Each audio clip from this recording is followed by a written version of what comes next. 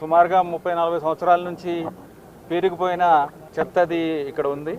దీంట్లో ప్రస్తుతం చూస్తే 1,00,000 మెట్రిక్ టన్స్ పైన ఇక్కడ మెటీరియల్ ఉంది. మనం క్లియర్ చేయాల్సిన మెటీరియల్ కొంత అయితే దాంట్లో 60,000 దాకా 30 సంవత్సరాల నుంచి పేరుకున్న మెటీరియల్, మిగిలిన ఒక 40,000 దాకా దాంట్లో ఆ మెటీరియల్ని రీసైకిల్ చేస్తే వచ్చిన అర్త్ కానీ సాయిల్ కానీ బౌల్డర్స్ కానీ ఇలాంటివి స్టోన్స్ కానీ ఇలాంటి మెటీరియల్స్ ఉన్నాయి.